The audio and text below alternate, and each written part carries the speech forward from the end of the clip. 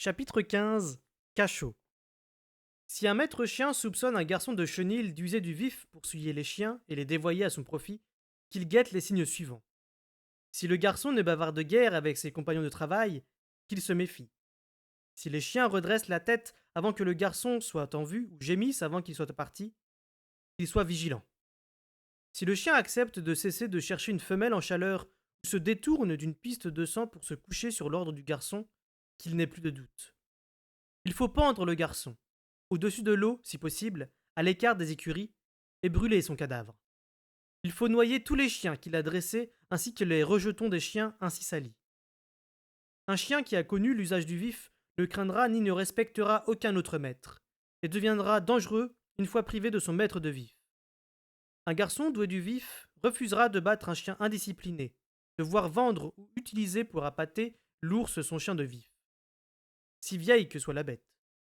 Un garçon doué du vif détournera les chiens de son maître à ses propres buts, et sa seule véritable fidélité ira toujours à son chien de vif.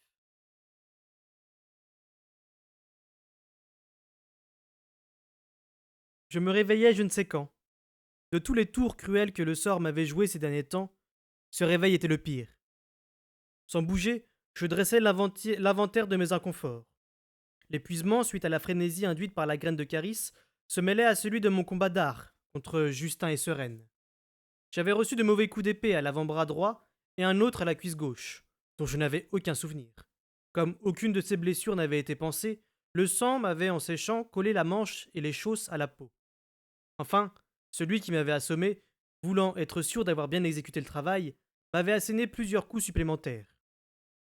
À part cela, tout allait bien. Et je me le répétais à plusieurs reprises sans prêter attention au tremblement qui agitait ma jambe et mon bras gauche. J'ouvris les yeux. La pièce où je me trouvais était petite et tout en pierre. Il y avait un broc dans un coin. Quand j'estimais enfin pouvoir bouger, je tendis le cou et j'aperçus une porte avec un petit Judas à barreaux. C'était de là que venait la lumière, projetée par une torche un peu plus loin dans le couloir extérieur. Ah, oui, c'était les cachots. Ma curiosité satisfaite, je fermai les yeux et m'assoupis. Le nez dans la queue, je m'endormis dans le creux d'une tanière profonde, enfouie sous la neige que soufflait le vent. Cette illusion de sécurité, c'était tout ce que pouvait me donner œil de nuit. J'étais si faible que même les pensées qu'il m'envoyait me paraissaient brumeuses. Sécurité. Il n'arrivait pas à me transmettre davantage. Je m'éveillai à nouveau. Le temps avait passé car j'avais beaucoup plus soif qu'avant. En dehors de cela, tout était remarquablement semblable à mon précédent réveil. Cette fois, je pris conscience que le banc sur lequel j'étais couché était lui aussi en pierre. Seuls mes vêtements m'en séparaient. Hé criai-je. Garde. Pas de réponse. Tout avait un aspect un peu vague. Au bout d'un moment, je ne me souviens plus si j'avais déjà appelé ou bien si je rassemblais toujours mes forces pour le faire. Encore un moment, et je jugeais ne pas avoir la vigueur nécessaire. Je me rendormis. Je ne voyais pas que faire d'autre. Quand je me réveillai pour la troisième fois, j'entendis la voix de Patience. Celui ou celle à qui elle s'adressait d'un ton véhément ne répondait guère et ne cédait pas. C'est ridicule. Que craignez-vous que je fasse? Un silence. Mais je le connais depuis qu'il est enfant. Encore un silence. Il est blessé. Quel mal cela peut-il faire que je jette au moins un coup d'œil à ses blessures? Vous pouvez le pendre guéri aussi bien que blessé, non? Encore un silence. Au bout de quelque temps, je m'estimais capable de me déplacer. Je souffrais de quantité d'échymoses et des raflures inexplicables, sans doute acquises lors du trajet entre la grande salle et les cachots. Le pire, quand je bougeais, était que le tissu de mes vêtements tirait sur les croûtes de mes plaies. Mais c'était supportable. Pour une si petite pièce, je trouvais extraordinairement long le chemin entre le lit et la porte. Une fois arrivé, je m'aperçus que, par le Judas à barreaux, je ne voyais que le mur de pierre, de l'autre côté de l'étroit couloir. J'agrippais les barreaux de ma main valide, à gauche. Patience, fis-je d'une voix croissante. Fitz. Oh, Fitz, tu vas bien? Quelle question. Mon éclat de rire se mua dans l'instant en une quinte de toux qui me laissa un goût de sang dans la bouche. Que répondre? Non, je n'allais pas bien. Et il était dangereux pour elle de trop s'intéresser à moi. Je m'en rendais compte malgré mes esprits embrumés. Je vais bien, dis-je enfin. Oh, Fitz, le roi est mort, me cria-t-elle de loin. Dans sa hâte de tout me raconter, elle me livra les nouvelles en vrac. Et la reine Kétriken a disparu, et le roi servant royal soutient que tu as tout manigancé. On prétend. Dame patience. Il faut partir maintenant, intervint le garde. Elle ne lui prêta nulle attention. Que la mort de vérité t'a rendu fou de chagrin, que tu as tué le roi, Sereine et Justin. Et on ne sait pas ce que tu as fait de la reine. Et le fou. Vous n'avez pas le droit de parler aux prisonniers, madame. Il s'exprimait avec conviction. Mais elle ne l'écoutait pas. Est introuvable. Murfess affirme vous avoir vu, le fou et toi, en train de vous disputer devant le corps du roi, et puis le grêlé serait apparu pour emporter son esprit. Cet homme est fou. Royal t'accuse aussi de pratiquer la basse magie d'avoir l'âme d'une bête. C'est ainsi d'après lui que tu aurais tué le roi. Et... Madame, vous devez partir. Je vais être obligé de vous faire emmener. Eh bien, qu'attendez-vous cracha Patience. Je vous mets au défi d'essayer. Brodette, cet homme m'ennuie. Ah, vous osez lever la main sur moi? Moi qui fus la reine servante de chevalerie? Attention, Brodette, ne lui fais pas de mal. Ce n'est qu'un enfant. C'est pourvu de bannière, mais un enfant tout de même. Dame Patience, je vous en prie. Le garde avait soudain changé de ton. Vous ne pouvez pas m'emmener d'ici par la force sans quitter votre poste? Me croyez-vous stupide au point de l'ignorer? Alors, que comptez-vous faire? Assaillir deux vieilles femmes, l'épée à la main? Castries! Castries, où tu es? beugla le garde. Maudit sois-tu, Castries! D'un ton exaspéré, il appelait son équipier qui avait pris une pause, et se trouvait sans doute dans la salle des gardes près des cuisines, en train de boire de la bière fraîche et de manger du ragoût bien chaud. La tête me tourna un instant. Castries! La voix du garde allait s'affaiblissant. Il avait commis la bêtise de quitter son poste pour aller chercher son camarade. Aussitôt, j'entendis le léger bruissement des pantoufles de Patience qui s'approchaient de ma porte. Puis je sentis ses doigts se poser sur ma main agrippée au barreau. Elle était trop petite pour voir par le judas, et le couloir trop étroit pour qu'elle pût reculer et me permettre de la voir. Mais le contact de sa main me fut comme un rayon de soleil. Guette le retour du garde, Brodette, fit-elle. Puis, s'adressant à moi, comment vas-tu vraiment?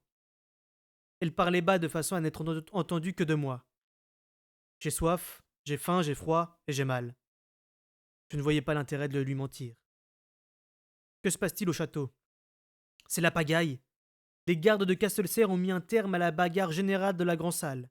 Mais une rixe a éclaté dehors entre certains individus de l'intérieur, invités par Royal, et des soldats du château. Les gardes de la reine Kétriken se sont interposés et les officiers des deux camps ont repris leurs troupes en main. Néanmoins, l'atmosphère reste tendue. Il n'y avait pas que des gardes impliqués dans l'échauffourée.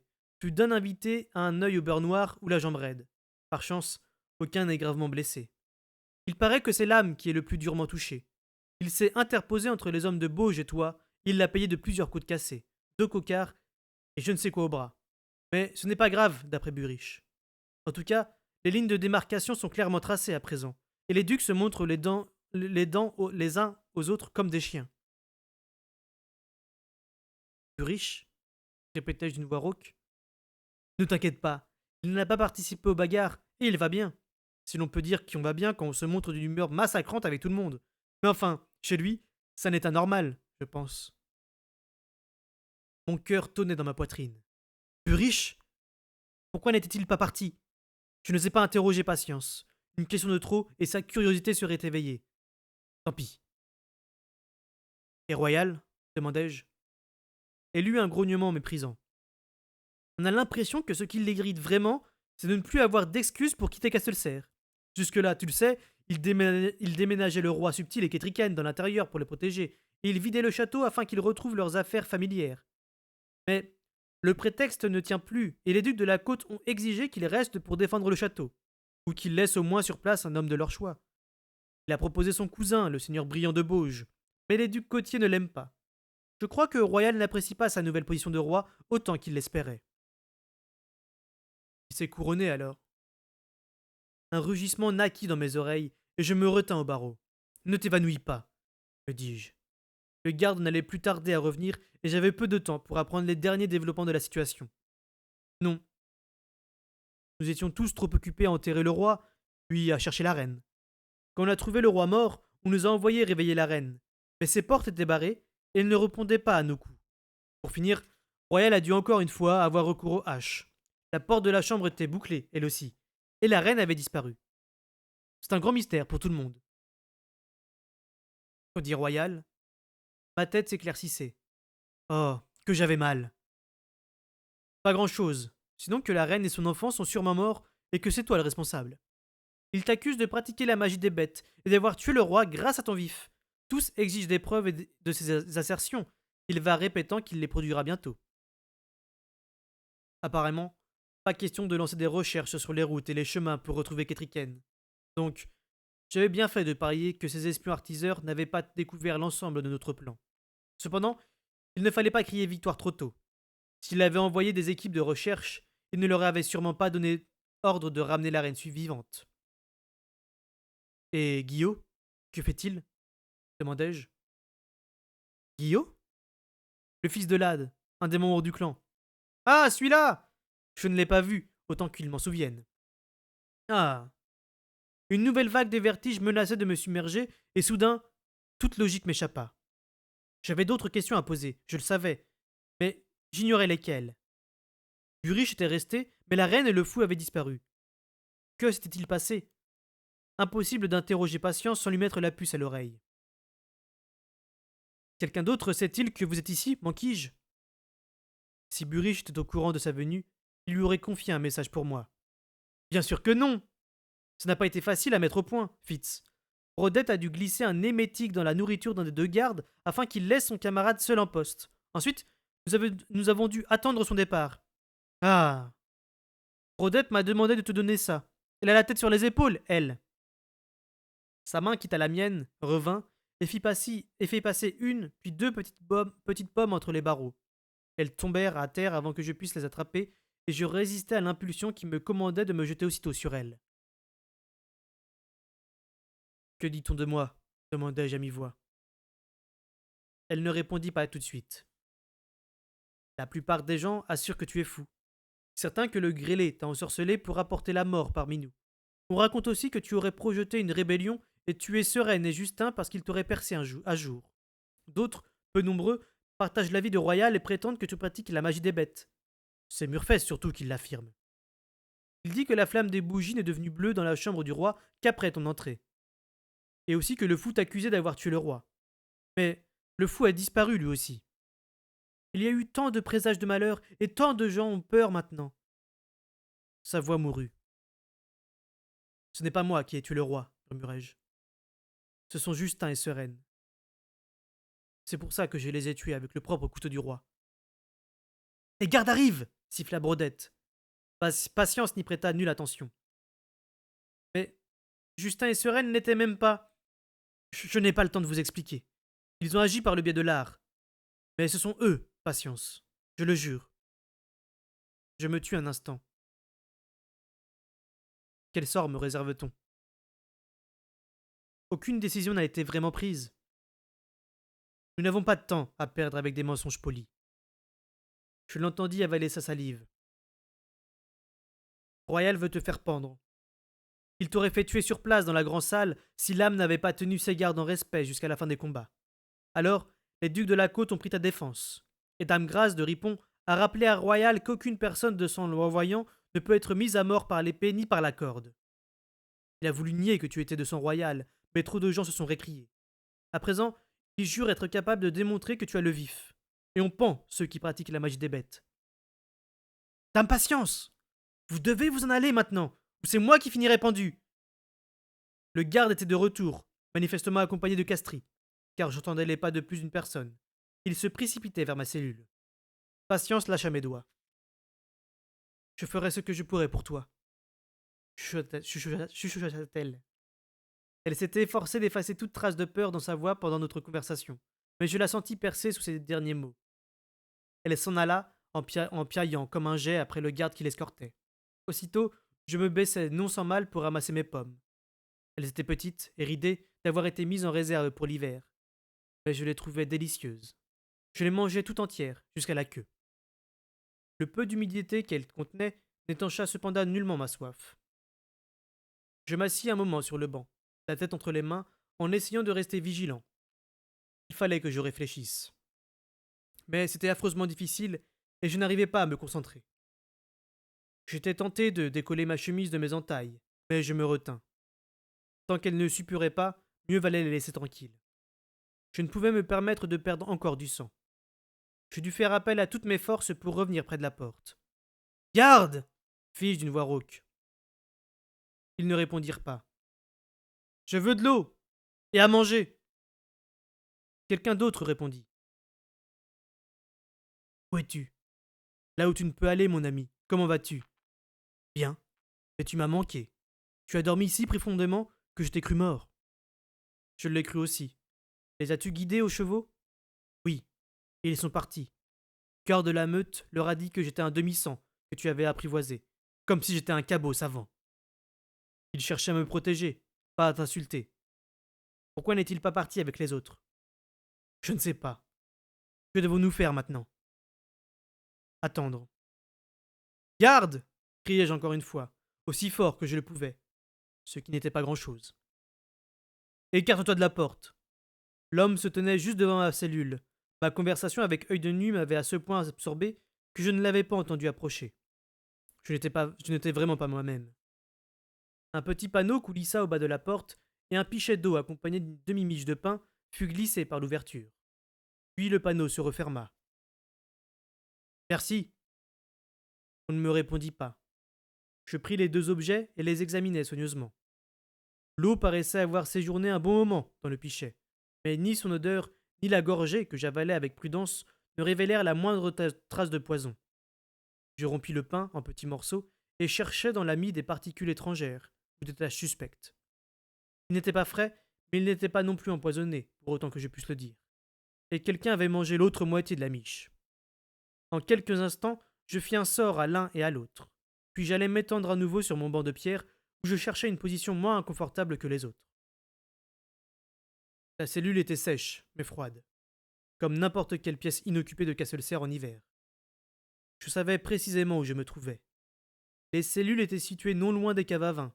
J'aurais beau hurler à m'en faire saigner les poumons, nul autre que mes gardes ne m'entendrait. Enfant, j'avais poussé quelques explorations jusqu'ici. J'avais rarement vu de prisonniers dans les cachots, et encore moins de gardes pour les surveiller. Grâce à la prompte justice de Castelcer, il était peu fréquent qu'on eût à y retenir un captif plus de quelques heures, car les infractions à la loi étaient généralement punies de mort, de travail manuel. J'avais l'impression que ces cellules allaient servir beaucoup plus souvent maintenant que Royal se prétendait roi. Je voulais dormir, mais mon corps avait retrouvé sa sensibilité. Aussi, tout en me tournant et me retournant sur la pierre froide et dure, je réfléchis. J'essayais un moment de me convaincre que, si la reine s'était échappée, j'avais gagné. Après tout, gagner, c'est obtenir ce que l'on désire, non? Mais le fil de mes pensées bifurqua, et je songeais à la rapidité avec laquelle le roi subtil s'était éteint, comme une bulle de savon qui éclate. Si on me pendait, mourrais-je aussi vite? Ou bien dangerais-je longtemps, suffoquant au bout de ma corde? Pour me distraire de ces agréables réflexions, je me demandais combien de temps vérité devrait conduire une guerre civile contre Royal avant de pouvoir redessiner une carte complète des six duchés, à condition, naturellement, qu'il revienne de sa quête et réussisse à débarrasser la côte des pirates rouges. Quand Royal abandonnerait Castelcer, ce dont je ne doutais pas, qui récupérerait le château? Patience avait dit que les ducs côtiers ne voulaient pas entendre parler du seigneur brillant. Certes, comptaient quelques nobles mineurs, mais aucun d'assez hardi pour s'emparer de Castelcer, à mon avis. Peut-être l'un des trois ducs de la côte essayerait-il. Non. Aucun d'entre eux n'avait actuellement la puissance nécessaire pour s'intéresser à autre chose que ses propres frontières. Désormais, ça allait être chacun pour soi, sauf si Royal demeurait à Castelcer. La reine disparue et Subtil décédé, il était après tout le roi légitime, à moins que l'on sût vérité vivant, et peu de gens le savaient. Les ducs de la côte accepteraient-ils Royal comme roi maintenant? Accepteraient-ils vérité pour roi quand il reviendrait? Ou bien mépriserait-il l'homme qui les avait abandonnés pour se lancer dans une entreprise insensée? Le temps s'écoulait lentement dans ce décor où rien ne bougeait. On ne me donnait à boire et à manger que si je le demandais, et encore, pas toujours. Si bien que je ne pouvais mesurer le passage des jours à la régularité des repas. Éveillé, j'étais prisonnier de mes pensées et de mes angoisses. Une fois, je tentais d'artiser vérité, mais l'effort causa un obscurcissement de ma vision et une migraine qui me martela longtemps le crâne. Et je n'eus pas la force de recommencer. La faim devint une compagne permanente, aussi inflexible que le froid de la cellule. Par 2 fois, j'entendis les gardes renvoyer patience et refuser qu'elle me donne la nourriture et les pansements qu'elle avait apportés. Je ne l'appelais pas. Je voulais qu'elle renonce, qu'elle se dissocie de moi. Je connaissais mon seul répit la nuit, quand je dormais et chassais avec œil de nuit. J'aurais voulu percevoir ce qui se passait à Castelcerre, à l'aide de ses sens, mais il n'attachait aux choses que ses valeurs de loup, et, lorsque j'étais en sa compagnie, je les partageais. Le temps ne se répartissait plus en jours et en nuits, mais en période de chasse. La viande que je dévorais avec lui ne nourrissait pas mon corps humain, et pourtant je trouvais de la satisfaction à m'engorger. Grâce à ces perceptions, je m'aperçus que le temps changeait, et je me réveillai un matin en sachant qu'une belle journée de printemps venait de naître. Un temps à pirates. Les ducs de la côte ne s'attarderaient plus guère à Castelcerre, s'il s'y trouvait encore. Comme pour me donner des raisons, j'entendis des voix au poste des gardes et des raclements de bottes sur le pavage. Je reconnus le ton coléreux de Royal, le salut apeuré du soldat. Puis, il vint dans ma direction. Pour la première fois depuis que je m'étais éveillé dans la cellule, une clé tourna dans la serrure et la porte s'ouvrit. Je me redressai lentement sur le banc. 3 ducs et un prince félon m'observaient. Je me mis debout, tant bien que mal. Derrière mes seigneurs se tenait une rangée de soldats armés de piques, comme prêts à tenir en respect un animal enragé. Un garde, l'épée au clair, s'était placé près de la porte, entre Royal et moi. Il ne sous-estimait pas la force de ma haine. Vous le voyez, déclarait Royal de but en blanc. Il est vivant et en bonne santé. Je ne l'ai pas tué. Mais sachez que j'en aurai le droit. Il a tué un homme, mon serviteur, dans ma salle, une femme dans ses appartements. Pour ce seul crime, j'ai le droit de le faire exécuter. Roi servant royal, vous accusez Fitz Chevalerie d'avoir assassiné le roi subtil en se servant du vif, dit Brondy. Puis il poursuivit avec une logique laborieuse. Je n'ai jamais entendu dire que ce fût possible. Mais si tel est le cas, c'est le conseil qui doit statuer sur son sort, car il a d'abord tué le roi. Il faut une réunion du conseil pour décider de sa culpabilité ou de son innocence et fixer sa peine. Royal poussa un soupir exaspéré. Je réunirai donc le conseil, qu'on en termine une fois pour toutes. Il est ridicule de retarder mon couronnement à cause de l'exécution d'un meurtrier. Monseigneur, la mort d'un roi n'est jamais ridicule, observa calmement le duc Shemshi de Orfond. Nous devons régler les affaires d'un roi avant d'en couronner un nouveau, roi servant royal. Mon père est mort et enterré. Que voulez-vous de plus? Le côté insensible de Royal prenait le dessus. Il n'y avait ni chagrin, ni respect dans sa réplique. Nous voulons savoir comment il est mort et de la main de qui, répondit Brondy de Béarn. Votre serviteur Murfess dit que c'est Fitch Chevalerie qui a tué le roi. Vous, roi servant royal, l'appuyez en disant qu'il s'est servi du vif. Nombre d'entre nous pensent que Fitz Chevalerie était singulièrement dévoué à son roi et n'aurait jamais commis pareil acte. Et Fitz Chevalerie accuse les artiseurs de ce crime. Pour la première fois, le duc Brondy me regarda en face. Je soutins son regard et m'adressai à lui comme si nous étions seuls. Ce sont Justin et Suresnes qui l'ont tué, murmurai-je. Par perfidie, ils ont assassiné mon roi. Silence! Aboya Royal. Il leva la main, mais je ne bronchai pas. Et c'est pourquoi je les ai tués, poursuivis-je sans quitter Brondy des yeux, avec le couteau du roi. Pour quelle autre raison aurais-je choisi cette arme? Les fous agissent étrangement. C'était le duc Kelvar de Ripon qui avait parlé, tandis que Royal s'étranglait, livide de rage. Je regardais Kelvar avec calme. La dernière fois que je lui avais parlé, j'étais à sa table, à Finbay. Je ne suis pas fou, assurai-je. Je n'étais pas plus fou cette nuit que celle où je maniais la hache devant les murailles de Garde-Bay. Peut-être, répondit Kelvar d'un ton pensif. Il est de notoriété publique qu'il devient fou au combat. Une étincelle rusée naquit dans l'œil de Royal. Il est également de notoriété publique qu'on l'a vu la bouche pleine de sang après les combats, qu'il devient un des animaux avec lesquels il a grandi. Il a le vif. Un long silence accueillit cette remarque. Les ducs échangèrent de regards, et, quand Shemshi me jeta un coup d'œil, j'y lus du dégoût. Enfin, Brondy répondit. C'est une grave accusation que vous portez là. Quelqu'un peut-il en témoigner? Qu'il avait la bouche barbouillée de sang? Plusieurs personnes! Brondy secoua la tête. N'importe qui peut achever un combat le visage couvert de sang. La hache n'est pas une arme propre. Je puis l'attester. Non. Il nous faut davantage. Alors réunissons le conseil, répéta Royal avec impatience, et entendons ce que Murfès peut nous dire sur la façon dont mon père est mort et par la faute de qui. Les trois ducs échangèrent à nouveau des regards, puis ils tournèrent vers moi des yeux songeurs. C'était le duc Brondy qui menait la côte à présent. J'en eus la conviction, lorsqu'il reprit la parole. Roi servant royal, parlons franc. Vous avez accusé fils de chevalerie, d'avoir usé du vif, la magie des bêtes, pour tuer le roi subtil. C'est une très grave accusation. Pour nous convaincre de son bien fondé, nous demandons que vous nous prouviez non seulement qu'il a le vif, mais aussi qu'il peut s'en servir pour nuire à autrui. Tous ici, nous sommes témoins que le corps du roi subtil ne portait aucune marque, aucun signe qu'il ne se soit débattu. Si vous n'aviez pas crié à la trahison, nous aurions supposé qu'il était mort de son âge. Certains ont même murmuré que vous cherchiez seulement un prétexte pour vous débarrasser de Fitch Chevalerie. Vous connaissez ces rumeurs, je le sais. Je les répète tout haut afin que nous puissions les examiner. Bondy se tut, comme s'il délibérait en lui-même. Puis il jeta un nouveau regard à ses pairs. Comme ni Kelvar ni Shemshi ne lui adressaient de signes de désaccord, il s'éclaircit la gorge et poursuivit. Nous avons une proposition à vous faire, roi servant royal. Prouvez-nous, monseigneur, que Fitz Chevalerie a le vif, et qu'il s'en est servi pour tuer le roi subtil, et nous vous laisserons le mettre à mort comme bon vous semblera. Nous assisterons à votre intronisation en tant que roi des Six-Duchés. Mieux, nous accepterons le seigneur Brillant comme votre représentant à Castelcerre, et vous autoriserons à déplacer votre cour à Gué de Négoce.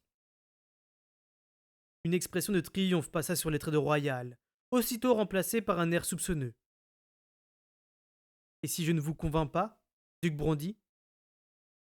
Alors, Fitz Chevalerie vivra, répliqua Brondy avec calme, et vous lui donnerez l'intendance de Castelcerre et les forces de serre en votre absence. Les trois ducs regardèrent Royal dans les yeux. C'est de la trahison! S'exclama Royal. Shemshi faillit mettre la main à son arme. Kelvar rougit, mais ne dit rien. La tension monta d'un cran parmi les soldats, seul Brondy resta impavide. Monseigneur, portez-vous de nouvelles accusations? Demanda-t-il. Là encore, nous exigerons que vous les souteniez par des preuves, ce qui pourrait retarder davantage votre couronnement.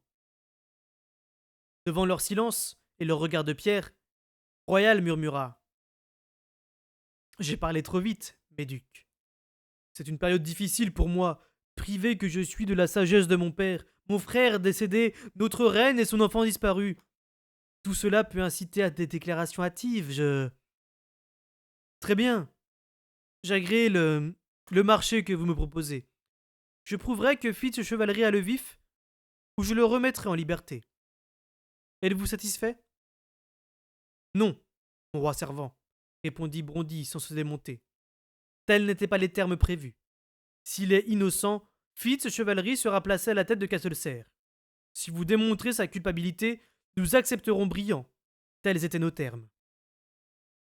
Et les assassinats de Justin et Sereine, serviteurs précieux et membres du clan. Ceux-là, nous pouvons les lui imputer, il les lui a lui-même reconnus. Le regard qu'il m'adressa aurait dû me tuer sur place. Comme il devait regretter de m'avoir accusé de la mort de Subtil. Sans les folles allégations de Murfès et sans l'appui qu'il y avait apporté, il aurait pu exiger de me voir noyé pour la mort de Justin, qui était mon fait, comme chacun en avait été témoin. Ironiquement, c'était son désir de m'avilir qui me gardait de l'exécution. Vous auriez tout loisir de prouver qu'il a le vif, et qu'il a tué votre père. Pour ces seuls crimes, nous vous laisserons le faire pendre. Pour les autres, il assure que ces gens sont les assassins du roi.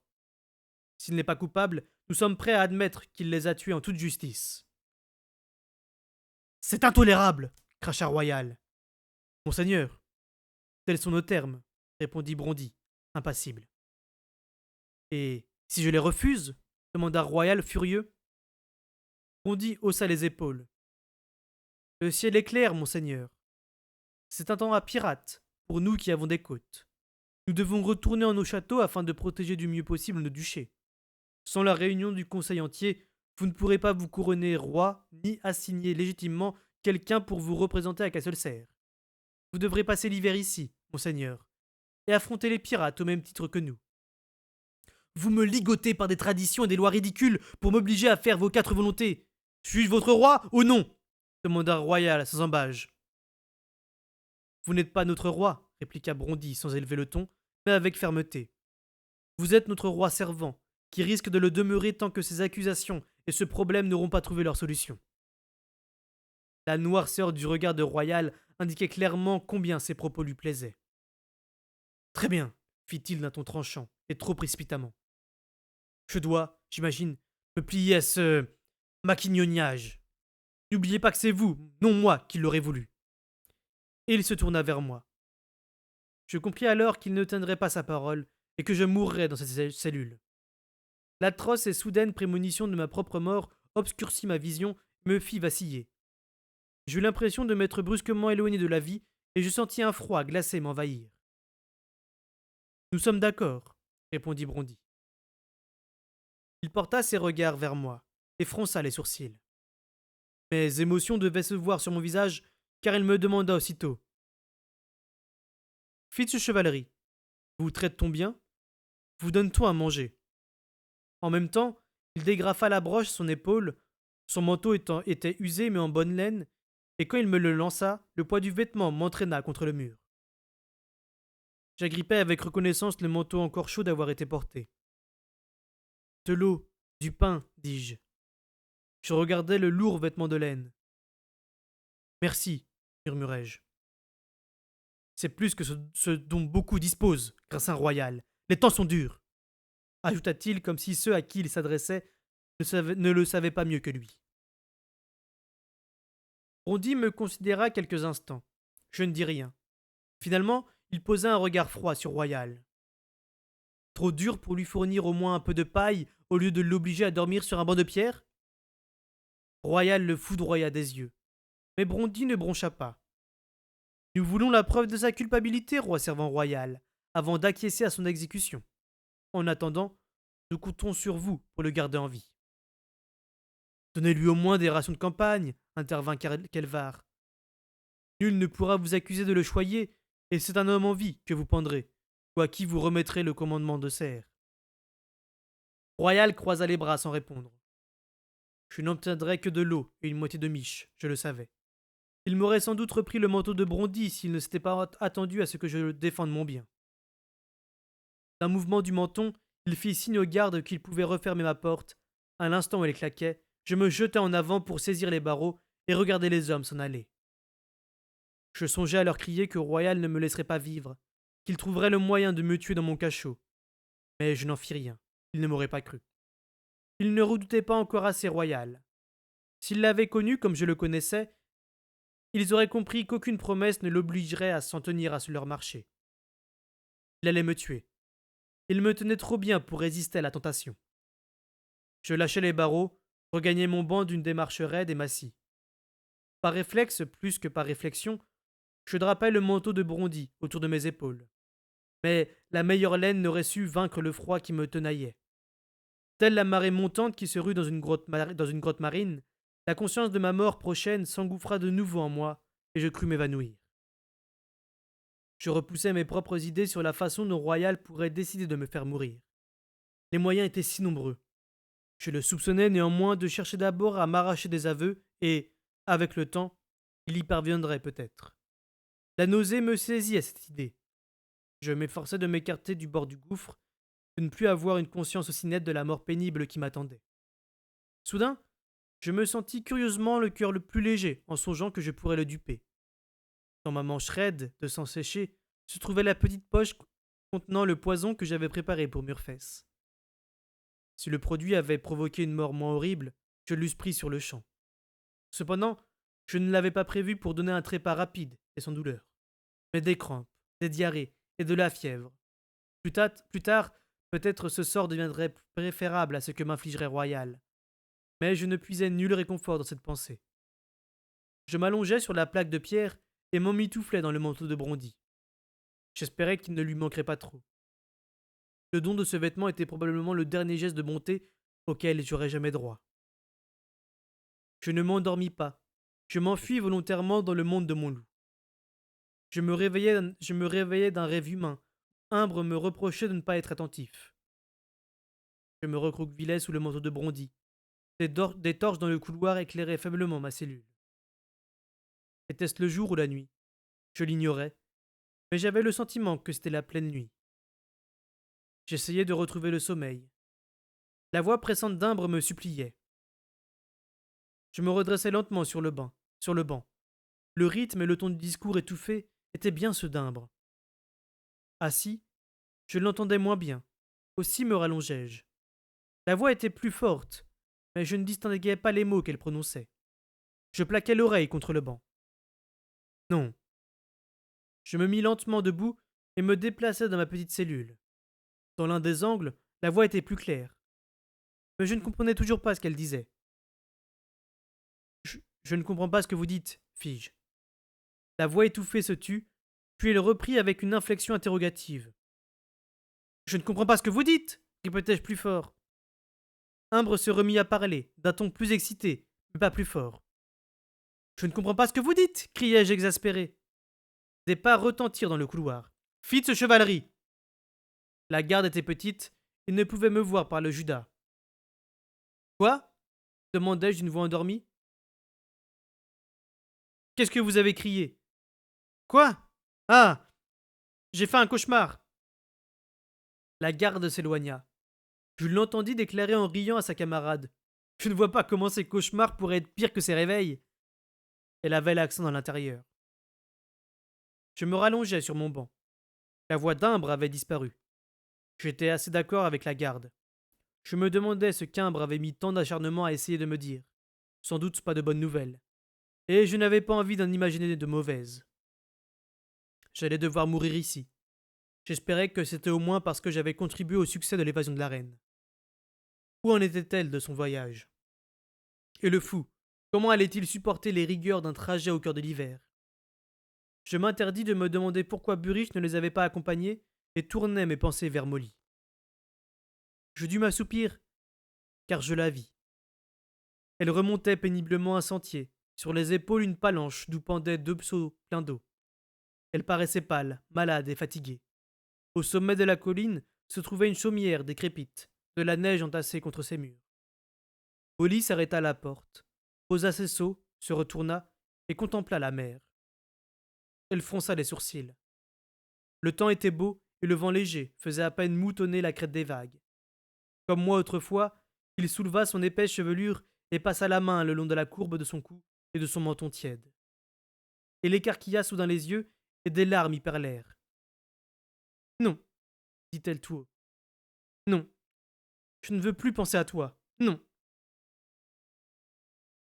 Elle prit les seaux et pénétra dans la chaumière, puis referma la porte d'un geste catégorique. Le vent soufflait sur le toit au chaume mal ajusté. Il forcit, et je me laissai emporter. Je roulais, plongeais dans son courant, et y déversais mes douleurs. J'avais envie de m'y enfoncer davantage, jusqu'au cœur, où elle pourrait m'emporter tout entier, loin de moi et de mes petits soucis. J'immergeai les mains dans ce courant de fond, rapide et épais comme de l'eau. Et il m'attira. Je m'écarterais, si j'étais toi. Vraiment? Et je laissai Vérité songer un instant à ma situation. Peut-être pas, en effet, répondit-il lugubre.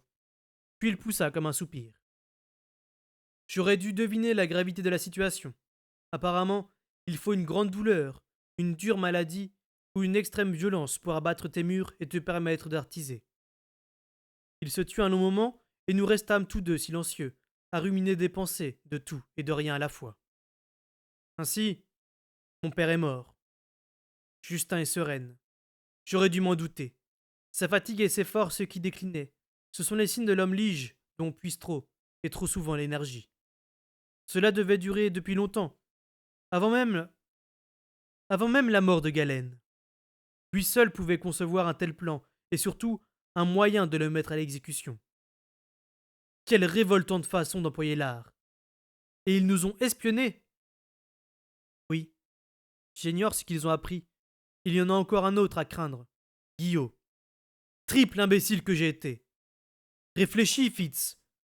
Nous aurions dû nous en rendre compte. Au début, les navires de guerre ont parfaitement rempli leur rôle. Et puis soudain, dès que les membres du clan ont compris ce que nous tramions, toi et moi, ils se sont débrouillés pour nous contrecarrer. C'est ainsi que les messages arrivaient toujours en retard, ou pas du tout. Les secours partaient après la bataille, ou ne partaient pas du tout. Il est aussi plein de haine qu'une tique est pleine de sang. Et il a gagné. Pas tout à fait, mon roi. Je me retins de penser à Ketriken en route pour les montagnes et répétais. Il reste Guillot, et aussi ronce et Carode. Nous devons nous montrer prudents, mon prince. Une ombre de chaleur. C'est promis. Mais tu sais la profondeur de ma reconnaissance. Peut-être le prix est-il élevé, mais ce que nous avons acheté le vaut bien. Pour moi, en tout cas. Pour moi aussi. Je perçus de la lassitude en lui, et de la résignation. Baissez-vous les bras? Pas encore. Mais, comme le tien, mon avenir me paraît peu prometteur. Mes compagnons sont tous morts, ou se sont enfuis.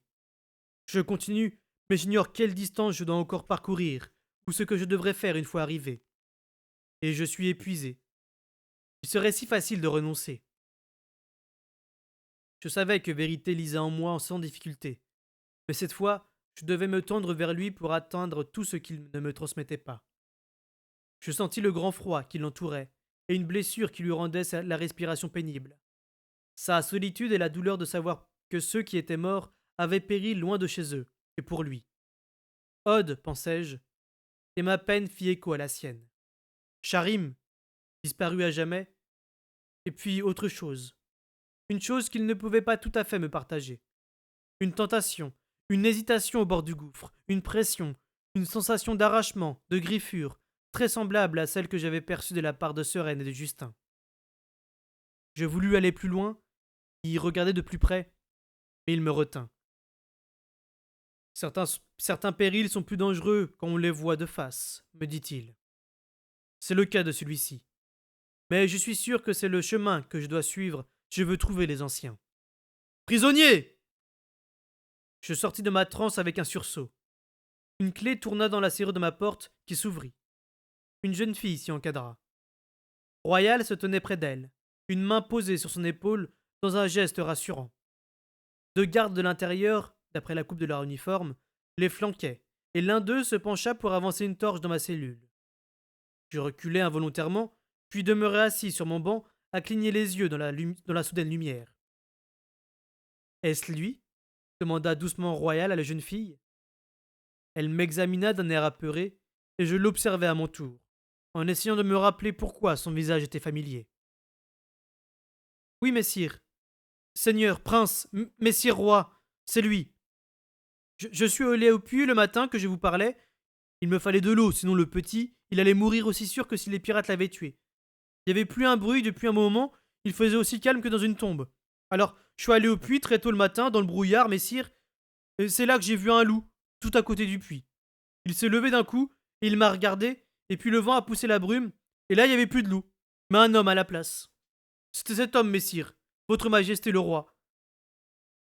Elle continuait à me dévisager, les yeux ronds. Je me la rappelais, à présent.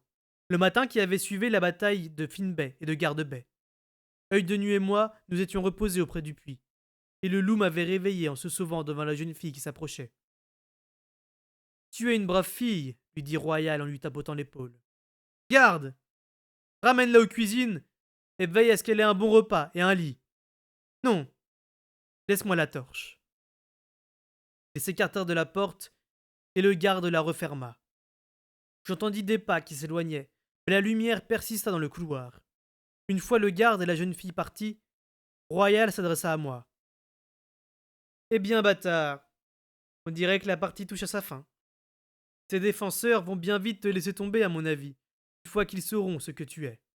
Puis d'autres témoins, naturellement, qui évoqueront les empreintes de loups et les morsures des cadavres remarquées partout où tu t'es battu à Finbay. Certains même de nos gardes de Castelcer, lorsqu'ils devront déposer sous serment, seront obligés de reconnaître que, quand tu combattais les forgisés, des corps portaient des marques de crocs et de griffes. Il poussa un grand soupir de satisfaction. À l'oreille, je sus qu'il enfonçait sa torche dans une applique. Après quoi, il revint auprès de la porte. Ses yeux arrivaient juste à la hauteur du Judas, et dans un réflexe puéril, je me levai et m'approchai de la porte pour le contempler de ton haut. Il recula, et j'en ressentis un plaisir mesquin. Il prit la mouche. Quel naïf tu as été! Quel imbécile! Tu es revenu éclopé des montagnes, la queue entre les jambes, et tu as cru qu'il te suffisait d'avoir la faveur de vérité pour survivre? Toi et tes complots ridicules! Je les connaissais tous, tu entends, bâtard? Tous! Toutes les petites conversations avec notre reine, les pots de vin dans le jardin de la tour pour retourner Brondy contre moi, même les plans qu'elle avait conçus pour s'enfuir de Castelcer. Prenez des vêtements chauds, lui avais-tu dit. Le roi vous accompagnera. Il se dressa sur la pointe des pieds pour que je voie bien son sourire. Elle n'est partie ni avec l'un ni avec l'autre, bâtard. Ni le roi, ni les vêtements chauds qu'elle avait préparés. Il se tut un instant. Pas même un cheval. Sa voix caressa ces derniers mots comme s'il attendait depuis longtemps de les prononcer. Il m'observa d'un air avide. Je me traitais soudain de tous les noms. Romarin, la douce petite fille aux airs endormis, toujours en train de dodeliner de la tête dans un coin. Si intelligente qu'on pouvait lui demander n'importe quel service, si jeune qu'on oubliait sa présence. Pourtant j'aurais dû m'en douter. Je n'étais pas plus vieux qu'elle quand Imbre avait commencé à m'enseigner sa profession. Je fus soudain pris de vertige, et cela dut se voir sur mon visage. J'étais incapable de me rappeler ce que j'avais pu dire ou ne pas dire devant elle. De savoir quel secret Ketriken m'avait confié au-dessus de ses petites têtes aux boucles noires. De quels échanges avec vérité, avec patience avait-elle été témoin. La reine et le fou avaient disparu de cela, j'étais sûr. Avait-il seulement quitté Castelcer vivant? Royal souriait béatement, satisfait de lui-même. La porte verrouillée constituait le seul rempart qui m'empêcha de manquer à la promesse que j'avais faite à Subtil. Il s'en alla, souriant toujours. En la personne de la jeune fille de Finbay, Royal tenait la preuve que j'avais le vif. Il ne lui restait plus qu'à m'arracher par la torture l'aveu que j'avais assassiné Subtil. Il avait tout le temps nécessaire. Il n'était pas pressé. Je m'assis lourdement par terre. Vérité avait raison. Royal avait gagné.